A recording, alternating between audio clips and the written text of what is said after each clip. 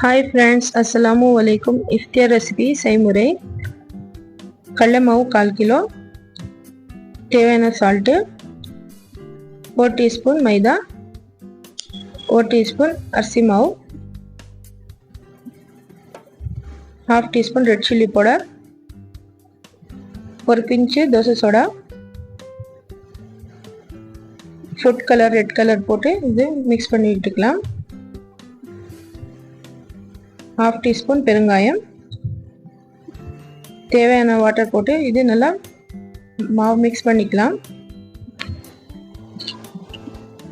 உளுத்த வடை, உளுத்தம் பருப்பு 200 கிராம், கொஞ்சம் அரிசி போட்டு நல்லா ஊற வச்சு இது பேஸ்ட்டாக அரைச்சிக்கணும். இது நல்லா மாவு கையில் அடிச்சிக்கணும். 2 ஆனியன் சின்ன சின்னதாக கட் பண்ணி இதில் போட்டுக்கலாம். 2 பச்சை மிளகாய் கட் பண்ணி போட்டுக்கணும். 1/2 டீஸ்பூன் மிளகு, 1/2 டீஸ்பூன் ஜீரகம், கொத்தமல்லி கருவேப்பிலை நல்லா பொடியாக கட் பண்ணி இதில் போட்டு, ஒரு பிஞ்சு தோசை சோடா, தேவையான சால்ட்டு, 1/2 டீஸ்பூன் பெருங்காயம் போட்டு நல்லா இது மிக்ஸ் பண்ணி வச்சுக்கணும். ஒரு கடாயில் ஆயில் ஹீட் ஆனவுடன் இது வாழைக்காய் மாவில் போட்டு இது பொரிச்சு எடுத்துக்கலாம். வாழைக்காய் பஜ்ஜி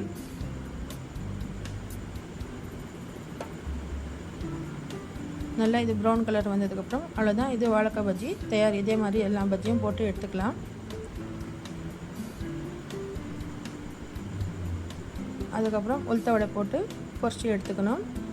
இது எல்லாமே எங்கள் அம்மா தான் செய்கிறாங்க, நான் வீடியோ எடுக்கிறேன்.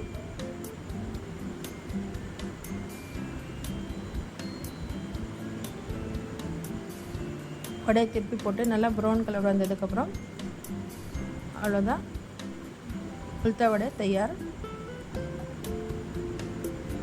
சுட சுட சேவ் பண்ணாக்கா இஃப்தியார் ஸ்பெஷல் தயார்.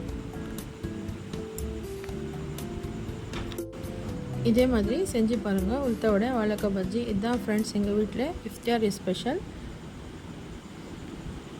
வீடியோ பிடிச்சிருந்தா லைக் பண்ணுங்கள், ஷேர் பண்ணுங்கள், கமெண்ட்ஸ் பண்ணுங்கள், சப்ஸ்கிரைப் பண்ணுங்கள். தேங்க்யூ.